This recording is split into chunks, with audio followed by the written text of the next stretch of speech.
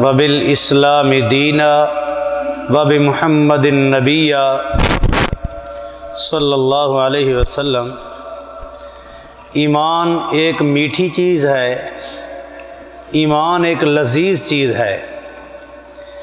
ایمان کی مٹھاس، ایمان کی چس اور لذت اس بندے کو آتی ہے جس بندے کے اندر تین خوبیاں پیدا ہو جائیں۔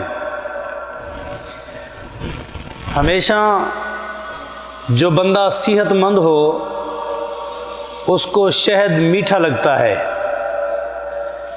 اور جو صفراء و یرقان کا مریض ہو وہ کہتے شہد کڑوی ہے۔ شہد کڑوی نہیں ہوتی، بندہ بیمار ہوتا ہے۔ جس کو ایمان کڑوا لگتا ہے اس کی روح بیمار ہے، اس کو علاج کرنا چاہیے، کیونکہ پیارے نبی پاک صلی اللہ علیہ وسلم فرماتے ہیں نا، ان هذه القلوب تستودع، ان دلوں پر زنگ لگ جاتا ہے گناہوں سے۔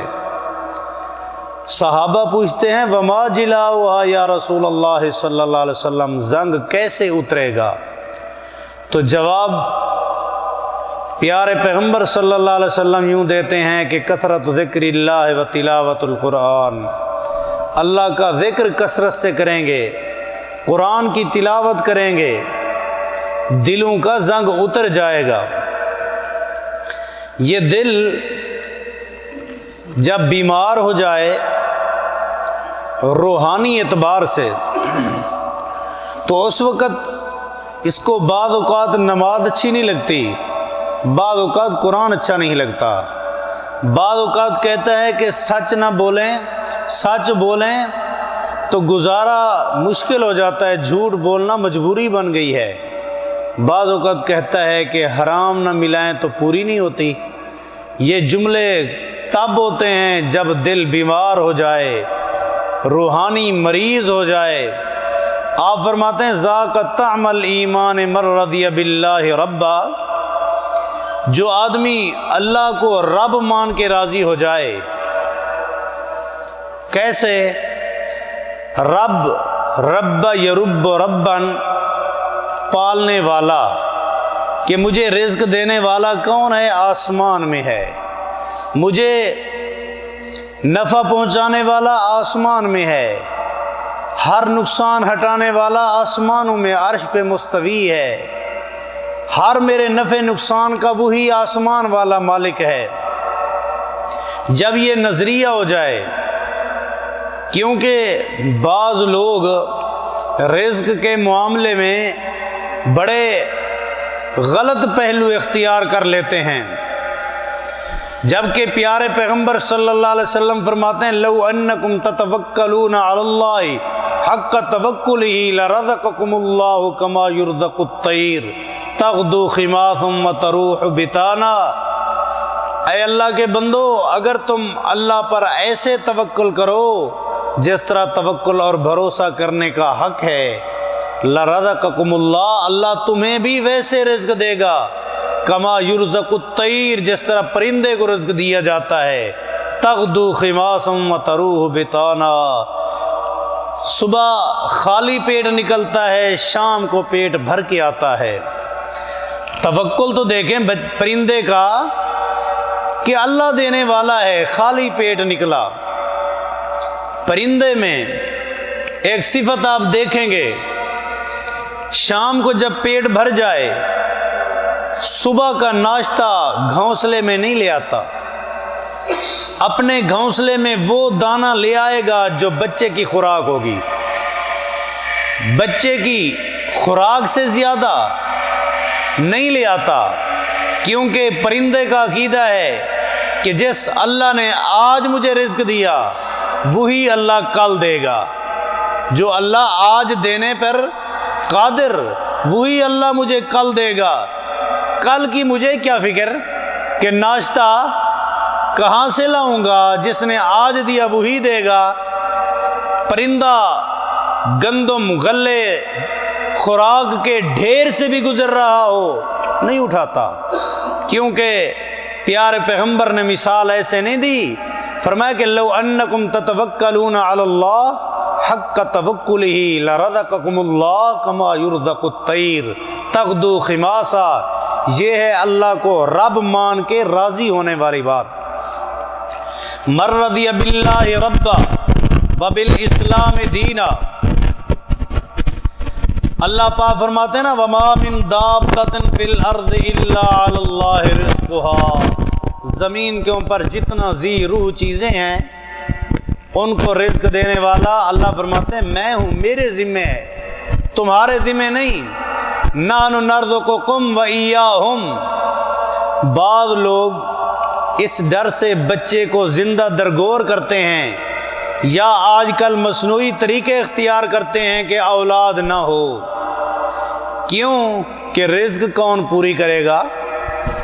یہ بچے دو ہی اچھے کہتے ہیں، زیادہ بچے نہ ہوں۔ اللہ فرماتے ہیں نحن نرزقکم وایاہم، ہم ہیں تمہیں بھی رزق دینے والے، ان کو بھی رزق دینے والے۔ بعض اوقات بچے سے پہلے ماں باپ مفلس ہوتے ہیں، اللہ نے بیٹا دیا، اس کے سبب رزق میں اضافہ ہو جاتا ہے، رزق میں اضافہ ہو جاتا ہے، یہ اللہ کی دین ہے، وہ جیسے دے۔ ہاں محنت کرنی ہے، رزق کمانے کے لیے محنت کرنی ہے۔ کسی محدث نے، کسی مفسر نے ایک واقعہ نقل کیا کہ بندے نے قرآن کی آیت پڑھی وما من دابۃ فی الارض الا علی اللہ رزقها، کہ رزق اللہ دینے والا ہے۔ اچھا، اس نے محنت کرنا چھوڑ دی، بیٹھ گیا۔ صبح کو جب نہر کنارے نکلا، تیرتا ہوا پراٹھا مل گیا، کھا لیا۔ دوسرے دن نکلا، پراٹھا مل گیا، کھا لیا۔ تیسرے دن فکر پڑی کہ تلاش کروں کہاں سے آ رہا ہے۔ تلاش کرتے کرتے ایک عورت ہے، وہ نہر میں پراٹھا ڈال رہی ہے، لکڑی کے اوپر رکھ رہی ہے۔ پوچھا کیوں پراٹھا تو نہر میں ڈال رہی ہے؟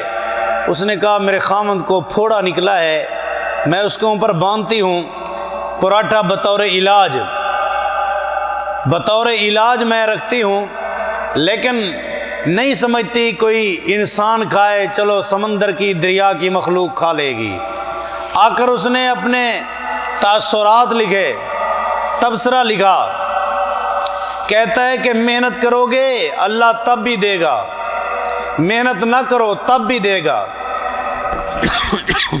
لیکن محنت کرنے سے رزق حلال ملے گا، محنت نہ کرنے سے حرام ملے گا۔ محنت رزق حلال کو لے آتی ہے۔ پیارے نبی پاک صلی اللہ علیہ وسلم فرماتے ہیں وہ آدمی جس کے اندر یہ عقیدہ آ جائے کہ اللہ میرا رب ہے، پالنے والا اللہ ہے، اس کو ایمان کی مٹھاس اور چس اور لذت آتی ہے۔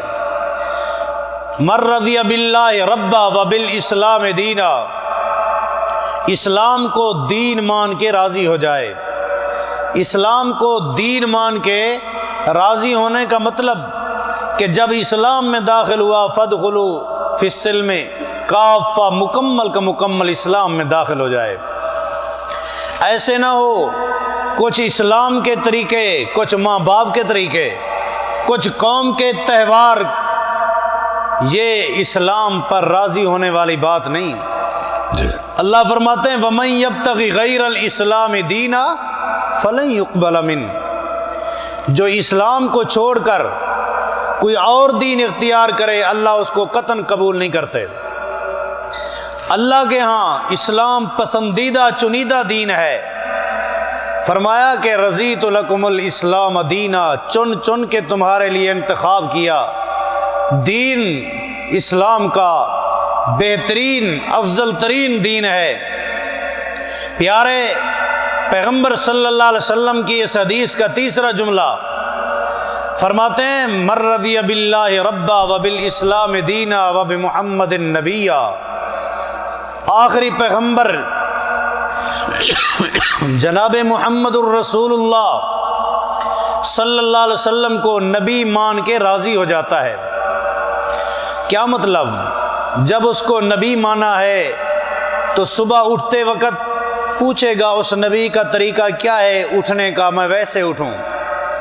اس کے اٹھنے کا طریقہ میرے لیے وہی سنت۔ اٹھتے وقت دعا کیا پڑھتے تھے، سوتے وقت کیا طریقہ تھا اور کیسے سوتے تھے اور دعا کون سی تھی، کھانے کا کیا طریقہ تھا، پینے کا کیا طریقہ تھا، حتیٰ کہ زندگی کے ہر موڑ پہ اس پیغمبر کے طریقے کو اپنائے گا، اس کی سنت کے مطابق چلے گا۔ یہ ہے کہ پیغمبر کو رسول مان کے راضی ہو گیا۔ فرمایا ذاق طعم الایمان، ایسے آدمی کو ایمان کی چس، لذت اور مٹھاس آ جاتی ہے۔ اس میں پہلا نقطہ یہ تھا کہ اللہ کو رب مان کے، پالن ہار مان کے، رزق دینے والا مان کے راضی ہو جائے۔ بہت اہم نقطہ۔ پیارے پیغمبر صلی اللہ علیہ وسلم فرماتے ہیں 70,000 بغیر حساب و عذاب کے جنت میں جائے گا۔ فرمایا کہ میں نے اللہ سے درخواست کی، اللہ 70,000 تو بہت کم ہیں، زیادہ ہونے چاہیے۔ اللہ پاک نے فرمایا یہ 70,000 ہو گئے، پھر ان میں سے ہر 1000 کے ساتھ اور 70,000۔ فاستزدت ربی، صحیح جامع ترمذی میں حدیث ہے، میں نے مزید کا سوال کیا تو اللہ نے فرمایا 70,000، پھر اس کے ہر 1000 کے ساتھ 70,000، یہ بغیر حساب و عذاب کے جنت میں جائیں گے۔ پیارے نبی علیہ الصلوۃ والسلام فرما کے چلے گئے۔ صحابہ آپس میں کیا سرائی کرتے ہیں، کون ہو سکتے ہیں وہ لوگ جو بغیر حساب کے جنت میں جائیں؟ لعلہم الذین ولدوا فی الاسلام، شاید کہ وہ لوگ ہوں جن کی ولادت اسلام پہ ہوئی، کیونکہ ہم میں سے کچھ مسلمان وہ بھی ہیں صحابہ جو پیدا ہوئے مسلمان نہیں تھے، کوئی 20 سال کی عمر میں مسلمان ہوا، کوئی 30 سال، کوئی 40، کوئی 50، 60، 70 سال کی عمر میں مسلمان ہوا، تو شاید کہ یہ وہ لوگ ہوں گے جن کی ولادت اسلام میں ہوئی۔ دوسرے نے کہا نہیں، لعلہم الذین صحبوا رسول اللہ صلی اللہ علیہ وسلم، اس سے مراد سے صحابہ کرام نہ ہوں جنہوں نے پیارے پیغمبر صلی اللہ علیہ وسلم کی صحبت اختیار کی، آخر ان کا بھی تو اللہ نے اعزاز بنایا ہے نا، شان ہے، مقام ہے ان کا۔ آپ صلی اللہ علیہ وسلم تشریف لائے، آپ نے فرمایا یہ قیاس، یہ سوچ آپ کی صحیح نہیں ہے۔ صحیح بات یہ ہے کہ جن لوگوں میں 4 خوبیاں ہوں گی وہ بغیر حساب و عذاب کے جنت میں جائیں گے۔ کون سی 4 خوبیاں ہیں؟ لا یسترکون ولا یکتبون ولا یتطیرون وعلی ربہم یتوکلون۔ پہلی خوبی یہ ہے کہ لا یسترکون، دم درود، جھاڑ پھونک نہیں کروائیں گے۔ کیا معنی؟ کسی کے بارے یہ نظریہ نہیں ہوگا کہ فلانے کا جھاڑ پھونک، صلوات، دم یہ ایک ٹک ہے، بس اس سے جائیں ایک دفعہ صلوات پڑھائیں، شفا ہی شفا ہے، یہ نظریہ غلط ہے، ورنہ دم کروانا جائز ہے۔ پیارے پیغمبر صلی اللہ علیہ وسلم فرماتے ہیں جبریل امین نے مجھے دم سکھایا، اور آپ صلی اللہ علیہ وسلم خود نبی پاک دم کرتے تھے۔ اللہم رب الناس مذہب الباس اشف انت شافی لا شافی الا انت شفان لا یغادر سقما۔ خود نبی بھی دم کرتے تھے۔ صدیقہ کائنات امی عائشہ رضی اللہ تعالیٰ عنہ فرماتی ہیں بیماری کے آخری ایام میں پیارے نبی علیہ الصلوۃ والسلام مجھے حکم دیتے، میں آخری 3 سورتیں پڑھتی، قل هو اللہ احد، قل اعوذ برب الفلق، قل اعوذ برب الناس۔ میں اپنے ہاتھوں پر پھونک کے پیارے پیغمبر کے جسم پر نہیں ملتی تھی، پھونکا پیارے پیغمبر کے دونوں ہاتھوں پر دے کر پیارے نبی کے دونوں ہاتھ نبی کے جسم پہ ملتی تھی، کیونکہ جو برکت رسول کے ہاتھوں میں تھی وہ میرے ہاتھوں میں نہیں تھی۔ معلوم ہوا کہ پیارے پیغمبر بھی صلوات اور دم کے قائل تھے، اجازت دی ہے، لیکن اس کا مطلب لا یسترقون کہ وہ دم درود نہیں کرواتے، یہ عقیدہ نہیں رکھتے کہ فلانا کا دم بس ایک ٹک ہے، جب صلوات دم پڑے گا بس شفا ہی شفا ہے، شفا میرے اللہ کے ہاتھ میں ہے، وہ جب چاہے گا اسی وقت دے گا، جب نہ چاہے گا تو حضرت عائشہ بھی تو دم کرتی رہی نا، رسول اللہ کے پاس چلے گئے، شفا آئی تھی؟ نہیں آئی۔ معلوم ہوتا ہے اختیارات میرے اللہ کے چلتے ہیں۔ ولا یکتبون ولا یتطیرون، یہی معاملہ اس کے ساتھ ملتا جلتا ہے ڈاکٹر کے بارے میں۔ فلاں ڈاکٹر کی دوائی فیصلہ کن دوائی ہے، اس سے دوائی لے لے، شفا ہی شفا ہے، حالانکہ شفا دینے والا اللہ، ڈاکٹر نہیں، دوا نہیں، دوا تو خالی سنت ہے، اللہ شفا دیتا ہے۔ پیارے نبی پاک صلی اللہ علیہ وسلم کے پاس بیمار آیا، آپ نے فرمایا شہد پیو، اس نے جواب دیا کہ شہد تو پی ہے لیکن آرام نہیں ہو رہا۔ دوسرے دن آپ نے پھر فرمایا شہد پیو، اس کا بھائی آ کر کہتا ہے کہ میرے بھائی کا پیٹ زیادہ چل گیا ہے، آپ فرماتے ہیں جاؤ اس کو شہد پلاؤ۔ تیسرے دن جب اس نے کہا، نبی پاک صلی اللہ علیہ وسلم فرماتے ہیں کاذب بطن اخیک، تیرے بھائی کا پیٹ کہتا ہے کہ مجھے آرام نہیں ہو رہا، جھوٹ ہے۔ سچی بات ہے کہ اللہ فرماتے ہیں شہد شفا ہے، اس میں شفا ہے اور شفا ملے گی۔ جب اس نے تیسرے دن شہد پلائی، اللہ کی رحمت ہو گئی، شفا مل گئی۔ میں مسئلہ سمجھانے کے حوالے سے سوال یہ ہے کہ پیارے پیغمبر نے جب پہلے دن بطور حکیم کے فرمایا تھا شہد پلاؤ، اگر کسی کی دوائی ایک ٹیک فیصلہ کن ہوتی تو پہلے دن شفا آ جاتی، کیوں نہ آئی؟ دوسرے دن کیوں نہ آئی؟ وہ تیسرے دن شفا آئی، کیونکہ پہلے دن میرے اللہ کو منظور نہ تھا، دوسرے دن بھی منظور نہ تھا، جب میرے رب کو منظور ہوئی تو شفا مل گئی۔ ہو سکتا ہے شفا کے آثار پیٹ میں پیدا ہوتے رہے لیکن بندے نے محسوس نہیں کیے، جب اس کو محسوس ہوا تو اس نے کہا مجھے اب آرام ہو رہا ہے، اب مجھے شفا آئی۔ ڈاکٹر جتنا بڑا ڈاکٹر و حکیم بن جائے، میرے پیارے پیغمبر کے شان کو تو کبھی نہیں پہنچ سکتا۔ کائنات کے ولی سب امتی مل جائیں، حتیٰ کہ صحابہ مل جائیں، نبی کے شان کو نہیں مل سکتے۔ تو اس پیغمبر کی دوائی 2 دن تک شفا نہ لائی، ڈاکٹر کیا حیثیت رکھتے ہیں کہ اس کی دوا ایک ٹیک اور فیصلہ کون ہو جائے؟ فرمایا کہ ولا یکتبون، داغ نہیں لگواتے، بیماری کی وجہ سے لوہا گرم کر کے اپنے جسم کو داغتے نہیں۔ یہ کام اگرچہ جائز ہے لیکن فضیلت یہ ہے کہ نہ اختیار کیا جائے۔ ولا یکتبون ولا یتطیرون، بری فال نہیں لیتے۔ بری فال کا کیا مقصد؟ صبح اٹھا فلاں مل گیا، نحوستی ملا ہے، آج کی دہاڑی برباد ہو گئی، یہ بری فال ہے، شرک ہے۔ لا عدو ولا طیرۃ ولا ہام ولا سفر ولا نوح ولا غولا، فرمایا کہ یہ نحوست بندے نہیں ہوتے، گناہ نحوست ہوتے ہیں۔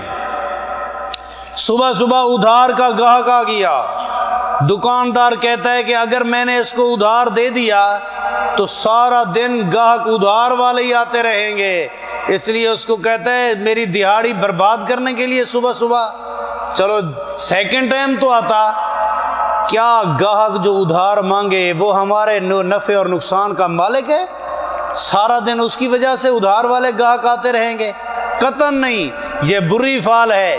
صبح پہلے گاہک کا سودا نہیں بنا، کہتا ہے جی آج کی دہاڑی تو پھر برباد ہو گئی، سارے دن گاہک خالی جاتے رہیں گے، حالانکہ یہ شرک ہے، قطعاً حرام ہے۔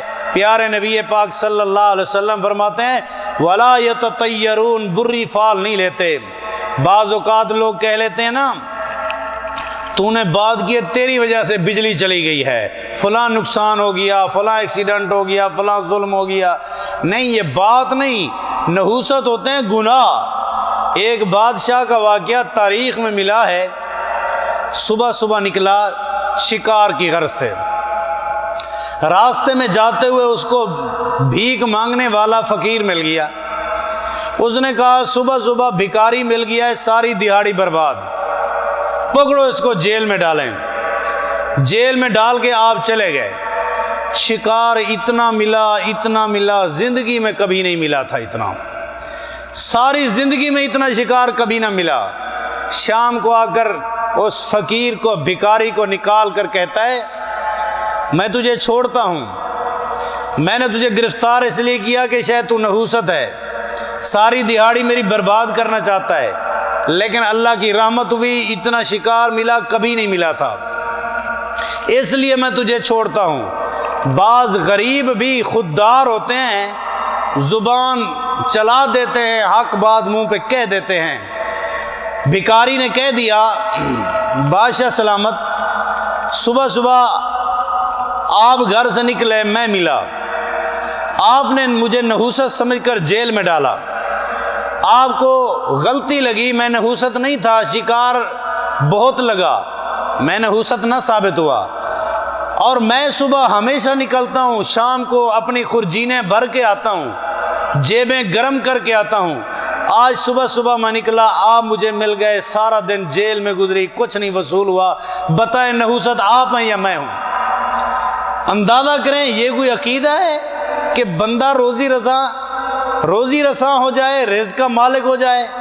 فرمایا کہ ولا یتطیرون، مومن کی صفت یہ ہے کہ وہ اللہ پر بھروسہ کرتا ہے، یہ نظریہ نہیں کہ الو آ کے بیٹھا ہماری دیوار پہ تو نحوست ہے، کوئی بری خبر آئے گی، اگر کوئی بلی آئی ہے تو مہمان آنے والے ہیں، کوا آیا ہے تو نحوست ہے۔ اس طرح کے جو نظریات ہیں، تصورات ہیں، یہ غلط ہیں۔ فرمایا کہ جنت میں جو بغیر حساب و عذاب کے جائیں گے وہ لوگ ہوں گے ولا یتطیرون، جو بری فال نہیں لیتے، وعلی ربہم یتوکلون۔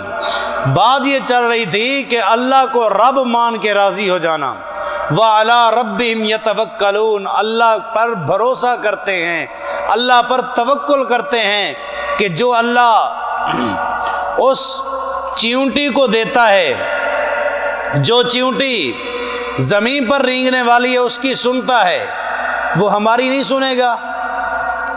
حتیٰ کہ وہ کیڑا، جو کالے رنگ کا کیڑا کالے پتھر کے اندر سیاہ رات کے اندر اگر اللہ کو پکارے تو اللہ سنتا بھی ہے، رزق بھی پہنچاتا ہے، اور ان کو اللہ دیتا ہے، ہمیں نہیں دے گا؟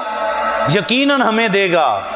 تفسیر مراغی، تفسیر میں بنی اسرائیل کا ایک واقعہ ہے، بنی اسرائیل کے واقعے کا مقصد کہ اس کو ہم نہ سچا کہہ سکتے ہیں نہ جھوٹا کہہ سکتے ہیں، لا تصدقوا بنی اسرائیل، ان کی باتوں کی تصدیق نہیں کر سکتے۔ حدثوا عن بنی اسرائیل، واقعہ بیان کیا جا سکتا ہے کہ ان کے اندر حضرت موسیٰ علیہ السلام آئے تھے، انہوں نے اللہ پاک سے درخواست کی اللہ تو رزق تو دیتا ہے، میرا ایمان ہے، لیکن عین الیقین ہو جائے تو کیسے دیتا ہے؟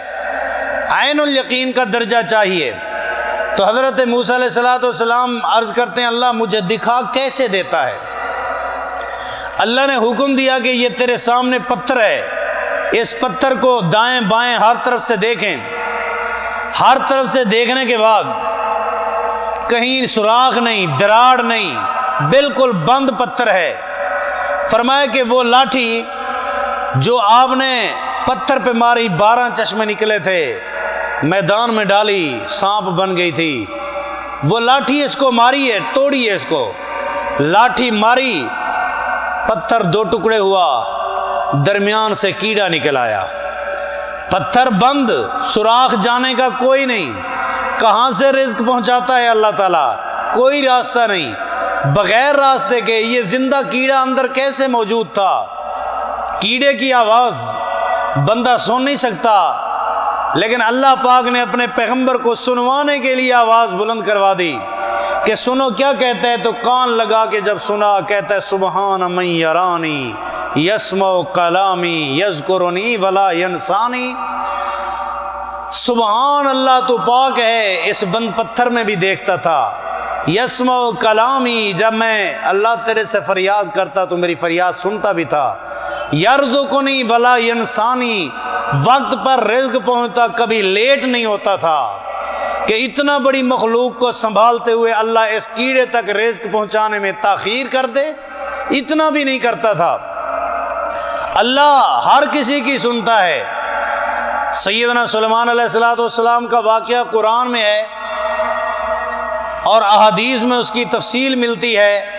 صحیح بخاری کی حدیث، پیارے سلیمان علیہ السلام جب جا رہے تھے تو راستے میں ساتھی ساتھ ہیں، صحابہ ساتھ ہیں، بارش نہیں ہو رہی، بارش کی دعا مانگنی ہے۔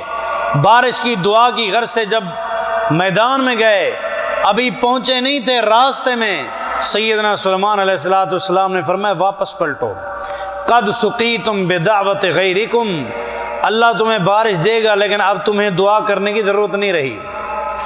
اے موسیٰ علیہ السلام کیا ماجرا ہے؟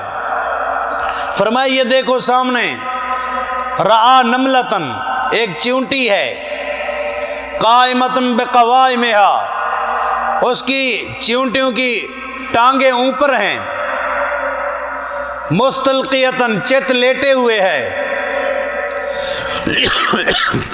اور دعا مانگ رہی ہے، اللہم انا خلق من خلقکا، اے اللہ ہم بھی تو تیری مخلوق ہیں، لیس بنا غنن عن سقیاکا، اے اللہ ہمیں تیری بارش رحمت بھری چاہیے، ہم تیری رحمت والی بارش سے بے پرواہ نہیں، ہمیں آپ کی رحمت بھری بارش چاہیے، اللہ باران رحمت عطا فرما۔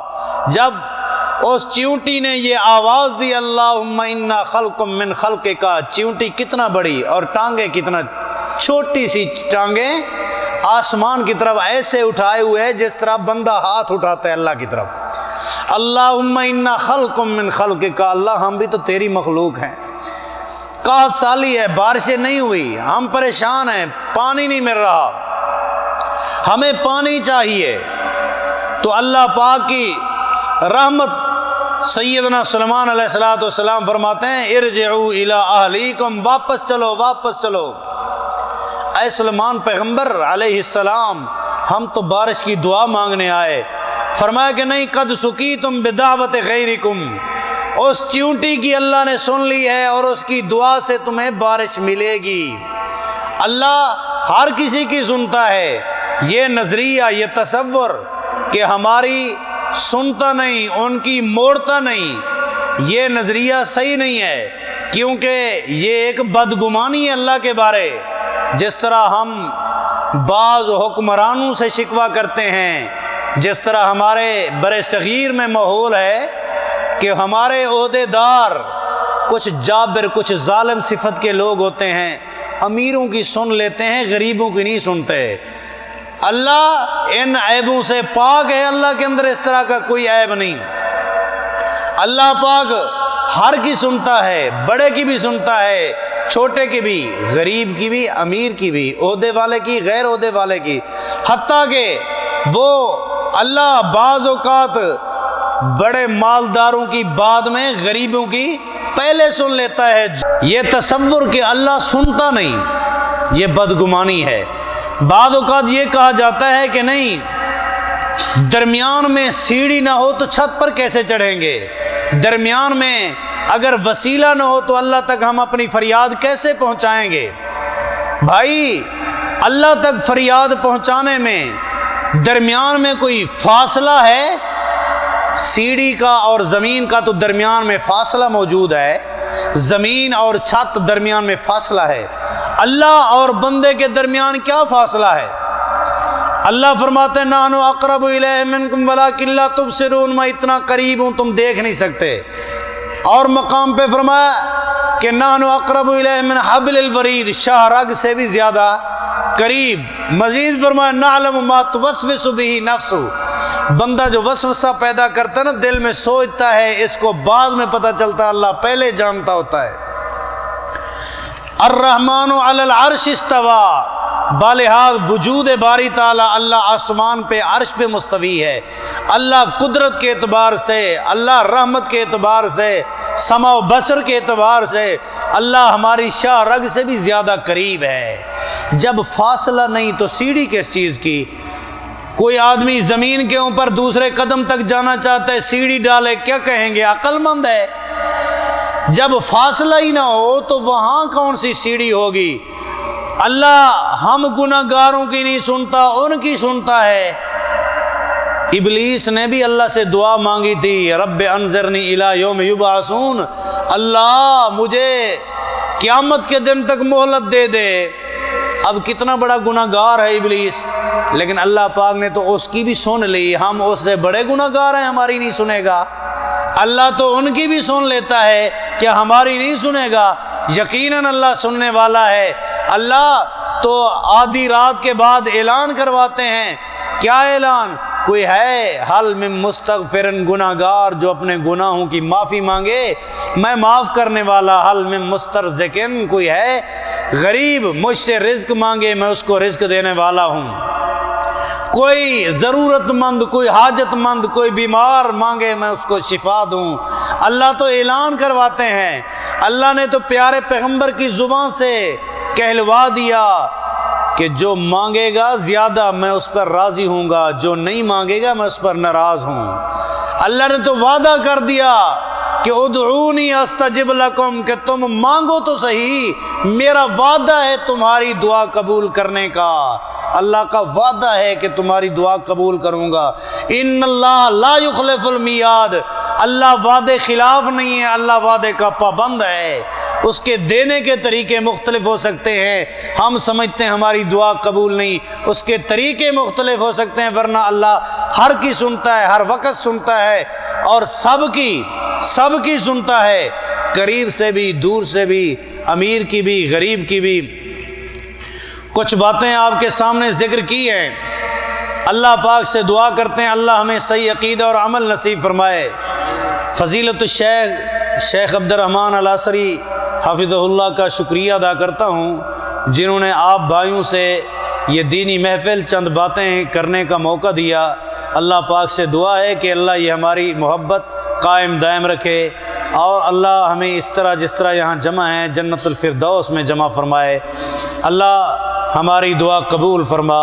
وما علیہ الا البلاغ المبین۔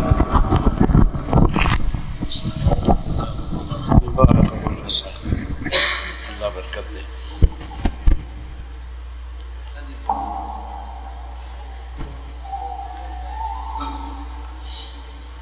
السلام علیکم ورحمۃ اللہ وبرکاتہ۔ سامعین محترم، یہ تھے جناب فضیلت الشیخ ڈاکٹر محمد عبداللہ سبحانی حفظہ اللہ تعالی، اللہ ان کی زیارت حرمین قبول فرمائے، اللہ ہر مسلمان کو اپنی گھر کی زیارت نصیب فرمائے، کسی کو اس نعمت سے محروم نہ رکھے۔ اللہ جو یہاں کے مکین ہیں ان کو بھی اپنی اس نعمت کی قدر کرنے کی توفیق دے۔ اللہ سب مسلمانوں کی حفاظت فرمائے، ان کی حاجت روائی اور مشکل کشائی فرمائے، مسلمانوں کے صفوں میں اللہ اتفاق اور اتحاد پیدا فرمائے، جو بھی پریشان حال ہیں اللہ ان کی پریشانی دور فرمائے، جو مقروض ہیں اللہ ان کے قرض ادا فرمائے، سب کو حق اور حلال کی کمائی کمانے کے اسباب، وسائل اور ذرائع مہیا فرمائے۔ اللہ خون پسینے کی کمائی میں برکت دے، حق اور حلال کمانے اور اجر ثواب کے کام پر خرچ کرنے کی توفیق دے۔ اس پروگرام کے انعقاد میں جن بھائیوں کا جتنا تعاون ہے اللہ ان سب کو اس کا بہتر اجر ثواب عطا فرمائے۔ اللہ شیخ صاحب کی اس حاضری کو قبول منظور فرمائے، آپ سب کی یہ حاضری اللہ منظور فرمائے۔ اس نیک عمل کے واسطے وسیلے اللہ ہم سب کی گناہوں کو معاف فرمائے، پریشانیوں کو دور فرمائے، نیک مقاصد میں جائز تمنا اور ضروریات میں اللہ کامیابی اور کامرانی سے ہمیں نوازے۔ وصلی اللہ تعالی علی خیر خلق محمد وعلی آلہ وصحبہ اجمعین۔ والسلام علیکم ورحمۃ اللہ وبرکاتہ۔